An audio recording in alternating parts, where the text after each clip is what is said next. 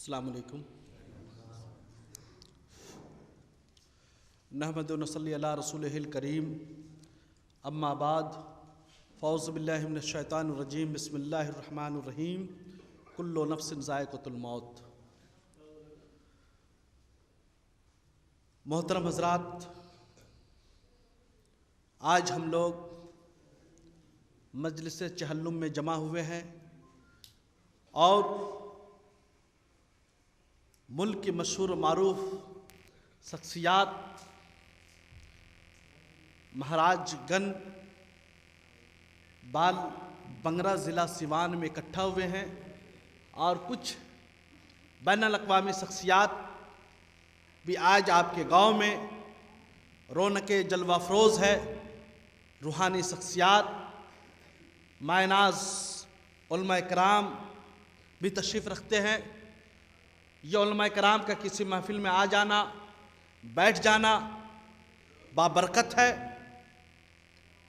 اور اسی مقصد کے تحت راشد بھائی کے دولت کدے پہ ان کی والدہ محرومہ کے ایصال ثواب کے لیے ہم لوگ اکٹھا ہوئے ہیں. اور یہ انٹرنیشنل شخصیات میں کرمانی صاحب ہمارے پاس تشریف رکھتے ہیں. کرمانی صاحب صرف محبت میں راشد بھائی کی یہاں تشریف لے کے آئے. جتنی محبت راشد بھائی کو اپنی والدہ محترمہ سے تھی، اتنی ہی محبت کرمانی صاحب کو بھی ان کی والدہ محترمہ سے تھی. اور بغل میں حضرت علامہ مولانا سید علی حسین قمی صاحب بھی تشریف رکھتے ہیں اور اسی طرح ان کے والدہ محترمہ سے بھی محبتیں تھی. جتنے بھی علماء کرام یہاں پر تشریف صرف ان کے والدہ محترمہ کی محبت میں، ان کی عقیدت میں یہاں جمع ہوئے ہیں. اور سینئر صحافی ای ٹی وی اردو کے ایڈیٹر جناب طارق قمر صاحب بھی تشریف رکھتے ہیں. ہم راشد بھائی کی طرف سے ان کا بھی ویلکم اور خوش آمدید کہتے ہیں. جناب محبوب رضا صاحب کو آپ سماعت فرما رہے تھے. گزارش کر رہے ہیں ہمارے مہمان سینئر صحافی جناب محترم طارق قمر صاحب لکھنؤ سے تشریف لائے ہیں. عرض کرتا ہوں کہ زیر خنجر ہے کبھی شام کے دربار میں ہے.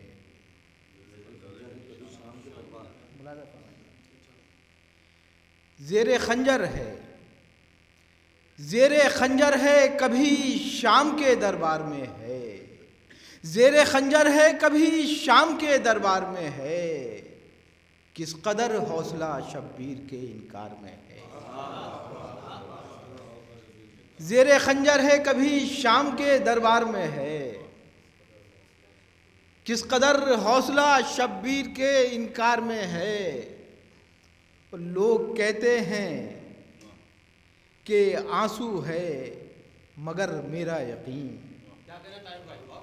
ملاحظہ کریں گے خاص طور سے. لوگ کہتے ہیں کہ آنسو ہے، لوگ کہتے ہیں کہ آنسو ہے مگر میرا یقین ایک جنت ہے کہ جو چشم عزادار میں ہے. اعوذ باللہ من الشیطان الرجیم. بسم اللہ الرحمن الرحیم. سب سے پہلے میں راشد بھائی کا بے حد شکر گزار ہوں جو اس موقع پر اس ناچیز کو دعوت دے کر عزت افزائی کی. اور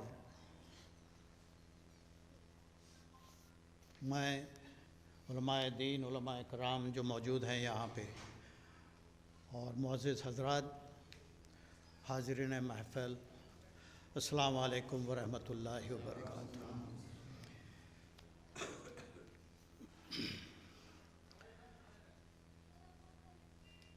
حسین آج تمہیں کائنات روتی ہے. حسین آج تمہیں کائنات روتی ہے. تمہاری تشن لبی پر فرات روتی ہے. تمہاری تشن لبی پر فرات روتی ہے. حسین آج تمہیں کائنات روتی ہے. تمہاری تشن لبی پر فرات روتی ہے. سحر کا چاک گریباں ہے رات روتی ہے. سحر کا چاک گریباں ہے رات روتی ہے تمہاری موت پہ اب تک حیات روتی ہے، تمہاری موت پہ اب تک حیات روتی ہے۔ اصالِ ثواب کی مناسبت پہ بہت ہی مشہور و معروف عالمی شہرت کے شعراء نے ایک بہت بڑا درس دیا ہے ہمیں۔ لہٰذا ایک نظم میں نے کہی ہے ماں کے حوالے سے، بہت مختصر سی نظم ہے، میں چاہتا ہوں اسے آپ حضرات تک پہنچا دوں۔ ہمارے راشد بھائی کے لیے ہے، بہرحال ملاحظہ فرما لیں۔ جاوید بھائی، مختصر سی نظم ہے، عنوان ماں۔ اب اس نظم کے تعارف میں پہلے ایک شعر ہے اور اس کے بعد کہ ہے اسی عورت کی خاطر نعمت کون و مکان، ہے اسی عورت کی خاطر نعمت کون و مکان، جس کو منصب دے خدا ایسا جسے کہتے ہیں ماں۔ اب یہیں سے شروع ہونا ہے، یہ لفظ ماں ذہن میں رہے کہ ہے اسی عورت کی خاطر نعمت کون و مکان، جس کو منصب دے خدا ایسا جسے کہتے ہیں ماں۔ اب اس میں ایک نیاپن یوں تھا کہ اب تک یہ ماں رشتہ ہے، رشتے کے ساتھ ساتھ یہ ایک منصب بھی ہے۔ علماء بیان کریں گے کہ جس کو منصب دے خدا ایسا جسے حضرات، ایک وضاحت، مولا علی کا ایک لقب ہے ابو تراب، اور تراب کہتے ہیں مٹی کو۔ انسان جب تک زندہ ہے اس کا نام ہے، جیسے ہی وہ مر جاتا ہے وہ مٹی ہو جاتا ہے۔ لوگ پوچھتے ہیں کہ مٹی کب جائے گی۔ اب اس حوالے سے 4 مصرے پیش کرتا ہوں، سماعت کریں۔ وہ ایک راہ جسے راہ مرتضیٰ کہیے، وہ ایک راہ جسے راہ مرتضیٰ کہیے، وہ راہ ملتی ہے راہ ثواب سے جا کر۔ وہ ایک راہ جسے راہ مرتضیٰ کہیے، وہ راہ ملتی ہے راہ ثواب سے جا کر۔ کہوں یہ کیسے کہ دنیا سے فاطمہ اٹھیں، کہوں یہ کیسے کہ دنیا سے فاطمہ اٹھیں، تراب تھیں تو ملیں بو تراب سے جا کر۔ کہوں یہ کیسے کہ دنیا سے فاطمہ اٹھیں، تراب تھیں تو ملیں بو تراب سے جا کر۔ اور 4 حضرات السلام علیکم۔ ہم ہی نے یہ کہا کہ زیادہ تر مومنین یہاں پہ آئے ہیں آیت اللہ العظمیٰ حمید الحسن صاحب قبلہ کو سننے اور ہمارے بزرگ حسین نعیم صاحب قبلہ کو سننے کے لیے، تو ہم لوگوں نے کہا ہمارے راشد بھائی سے کہ ایسا کریں آپ ان کو موقع دیں اور سب لوگ سننے کے لیے ان کو تشریف لائیں ہیں۔ اور کیونکہ میں زیادہ بولنے کا عادی نہیں ہوں، سب جانتے ہیں، مگر کچھ باتیں کہنا بہت ضروری ہوتی ہیں۔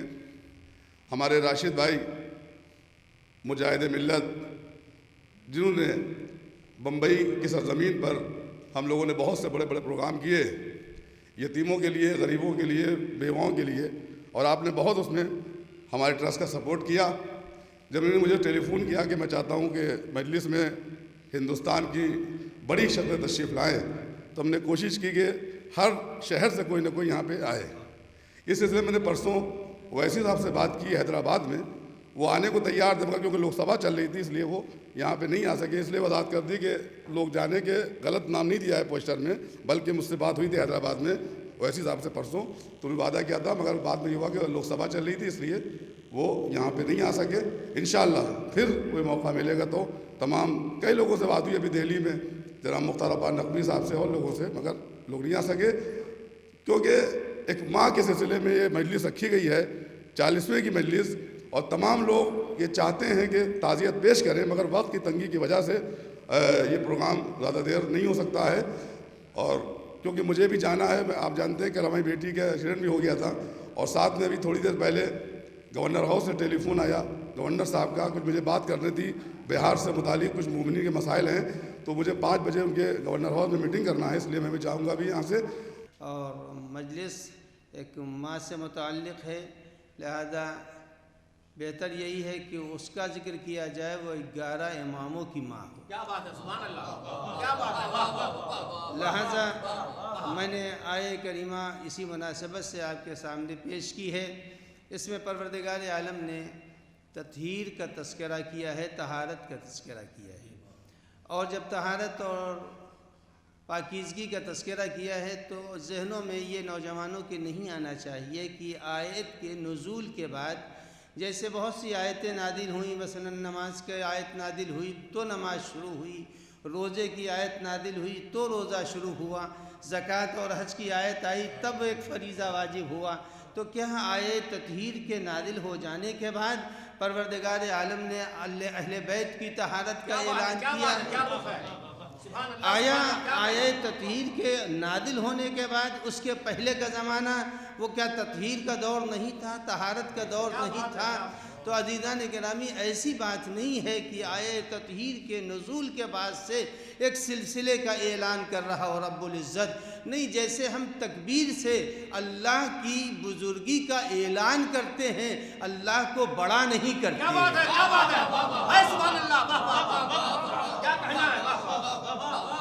جیسے تکبیر کے ذریعے ہم نے خدا کو بڑا نہیں کیا ہے، بلکہ اپنے چھوٹے ہونے کے ساتھ ساتھ اس کی کبریائی کا اعلان کیا ہے۔ تو آیت تطہیر کے نزول کے بعد رب العزت نے اہل بیت کی تطہیر کا اعلان نہیں کیا، ہم سے کہا ہے تم اعلان کرو کہ آل محمد پاک و پاکیزہ ہے۔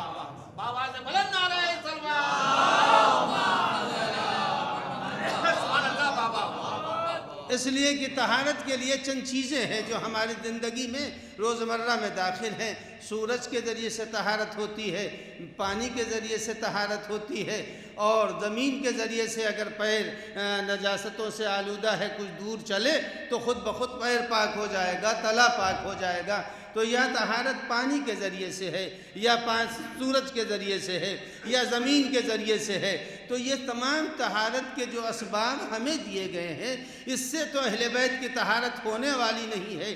اس لیے کہ آپ روزانہ نہ صحیح شب جمعہ میں تو پڑھتے ہیں، ہم نے پالنے والے کے بارگاہ میں اعلان کیا ہے، سنتے رہتے ہیں، ما خلقت سماء مبنیہ ولا ارضا مدحیہ، نہ میں نے زمین کو پیدا کیا تھا، نہ آسمانوں کو پیدا کیا تھا، نہ دریاؤں میں روانی پیدا کی تھی، یہ سب کے سب محبت اہل بیت کا صدقہ ہے۔ تو پتہ چلا پہلے یہ پیدا ہوئے ہیں، پھر زمین پیدا ہوئی ہے، پھر آسمان پیدا ہوا ہے، پھر روانی پیدا ہوئی۔ صلوات پڑھیں محمد و آل محمد۔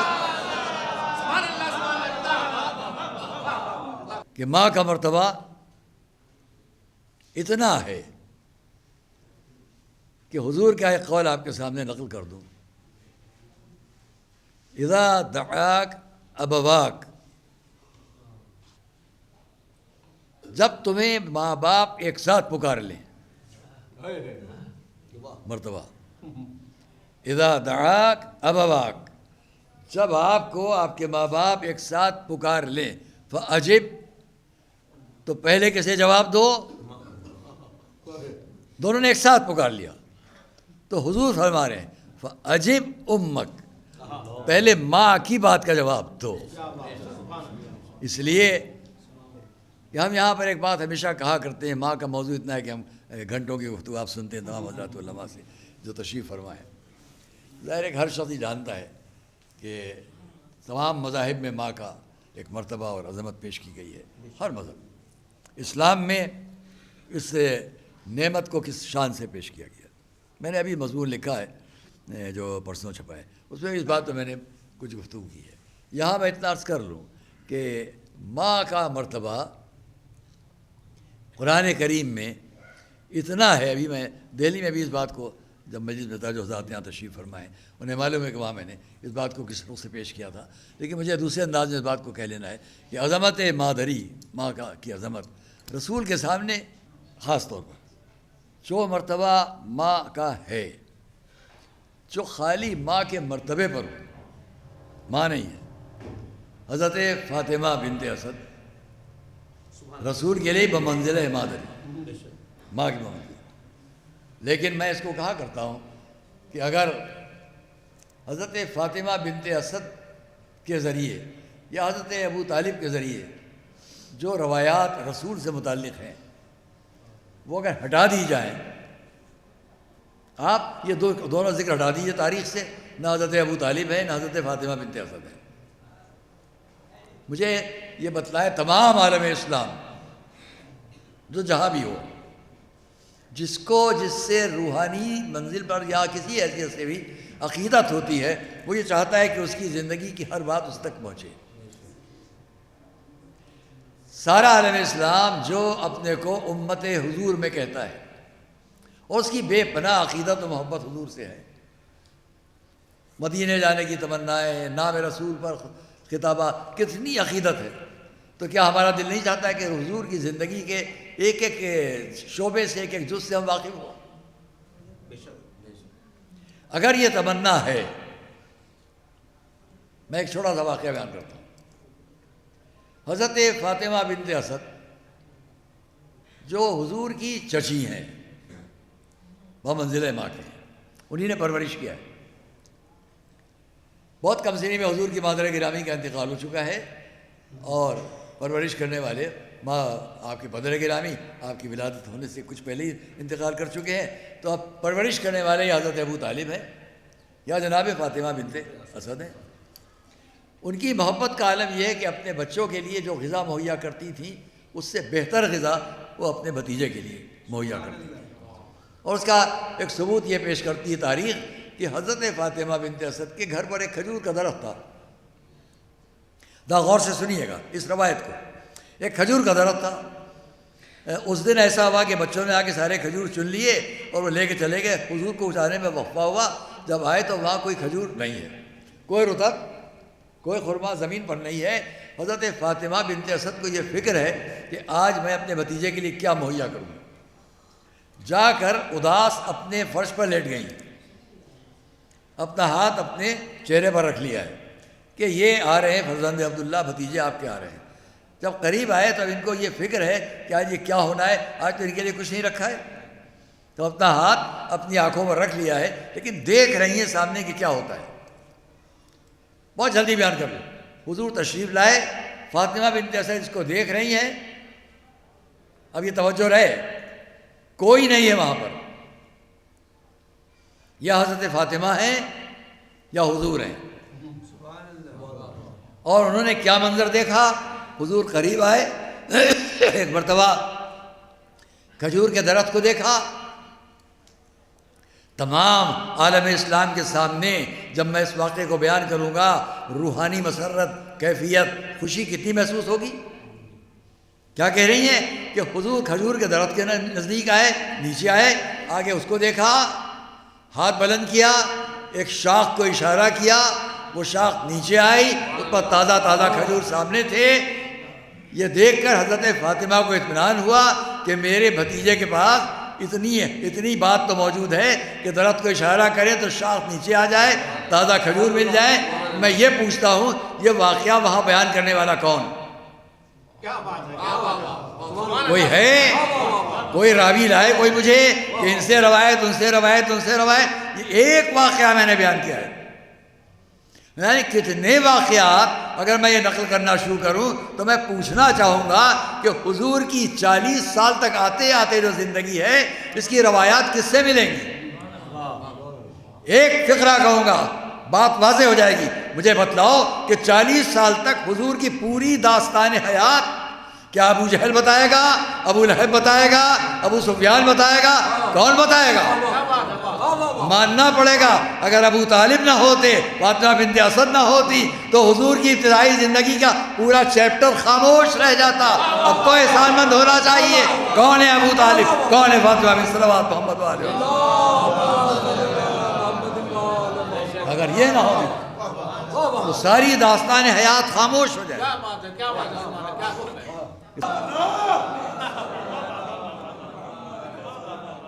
آمنہ حسن محمد کی نچھاور رکھ دے، شیخ اسلام کی تبلیغ نہ ہوگی تجھ سے، شیخ اسلام کی تبلیغ نہ ہوگی تجھ سے، اپنے کاندھوں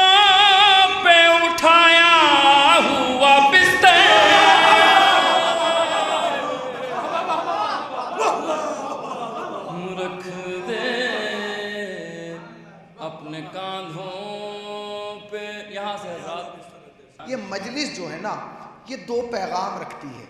ایک پیغام تو اس کے لیے ہوتا ہے جس کے ایصال ثواب کے لیے مجلس کی جاتی ہے کہ وہ قبر میں مطمئن ہو جاتا ہے کہ جنہیں میں چھوڑ کے آیا ہوں انہوں نے مجھے بھلایا نہیں ہے, انہوں نے مجھے فراموش نہیں کیا ہے, بلکہ ان کے ذکر میں, ان کی فکر میں, ان کی دعاؤں میں, ان کی عبادات میں, ان کی مجلسوں میں, ان کی محفلوں میں, ان کی نشستوں میں کہیں نہ کہیں میں زندہ ہوں. جبھی تو ایصال ثواب ہو رہا ہے. اگر آپ بیدار ہیں تو میں ایک جملہ کہنا چاہتا ہوں. تو ایک پیغام تو ان کے لیے ہوتا ہے جن کے ایصال ثواب کے لیے مجلس کی جاتی ہے, اور دوسرا پیغام یہ مجلس ان لوگوں کے لیے ہوتی ہے جو آج تک نہ عزاداری کی طاقت کو سمجھے ہیں نہ عزاداروں کی طاقت کو سمجھے ہیں. یعنی کہاں بیٹھے ہیں آپ اور میں کیا کہہ رہا ہوں, توجہ فرمائیے گا. بالکل قطعاً مجھے اس بات کا احساس نہیں ہونا چاہیے کہ مجمع کم ہے یا زیادہ, اس لیے کہ ہمارا عقیدہ یہ ہے کہ جنگ میں کاغذی افراد سے کیا ہوتا ہے, ہمتیں لڑتی ہیں, تعداد سے کیا ہوتا ہے. ایک صلوات پڑھیں پر محمد وآل محمد پر, اور تھوڑا تھوڑا سا اگر آپ مل جائیں تو گفتگو کرنے میں ذرا سا مزہ آ جائے. ایک صلوات پڑھیں پر محمد وآل محمد پر. بھائی ذرا اگر زحمت نہ ہو تو ذرا سا اجازت. تو یہ مجلس جو ہے یہ پیغام ہے. میں آپ سے وعدہ کرتا ہوں کہ اگر آپ نے مجلس توجہ سے سنی تو 30 منٹ میں مجلس ختم ہو جائے گی, اور اگر توجہ نہ دی تو پورا آدھا گھنٹہ لگنا ہے. صلوات پڑھیں پر محمد وآل محمد. ہاں بالکل اطمینان سے. تو یہ مجلس ایک پیغام تو ان کے لیے ہے سلیم صاحب کہ جن کے ایصال ثواب میں مجلس ہو رہی ہے. یہ یاد رکھنا اگر فوٹو اچھا نہ آیا نا تو پیسے کاٹ لیے جائیں گے. صلوات پڑھیں پر محمد وآل محمد. ہاں تو ایک پیغام تو ان کے لیے ہے, ہماری اماں کے لیے, ہمارے ابا کے لیے, ہمارے چچا کے لیے, ہمارے خالو کے لیے, ہمارے بھائی کے لیے, جس کے لیے بھی ایصال ثواب ہے کہ جنہیں میں چھوڑ کے آیا ہوں انہوں نے مجھے بھلایا نہیں ہے. دوسرا پیغام ان قوموں کے لیے ہے, ان قوموں کے لیے جو آج تک نہ عزاداری کی طاقت کو سمجھیں نہ عزاداروں کی. ان کے لیے کیا, جب آپ اپنے باپ کی, ماں کے, بھائی کے, عزیز کے رشتہ دار کی مجلس کا, چہلم کا, برسی کا, رخ کا پوسٹر, اشتہار, فلیکس چوراہے پہ لگاتے ہیں تو کیا آپ سمجھتے ہیں کہ خالی آپ پڑھتے ہیں؟ جتنا آپ پڑھتے ہیں اتنے ہی دوسرے بھی پڑھتے ہیں, اور وہ مجلس چہلم کا پوسٹر پڑھ کے پریشان ہو جاتے ہیں. ارے بھائی مجلس ان کی ہے, تم پریشان کیوں ہو رہے ہو؟ کیا پریشان اس لیے ہو رہے ہیں اب اس قوم کو ہرایا نہیں جا سکتا, اس لیے کہ جس نے مردہ عوام کو نہ بھلایا ہو وہ زندہ امام کو کیا بلائے گا. ارے ایک صلوات پڑھ دیں پر محمد وآل محمد پر. مردہ عوام کو نہ بھلایا ہو.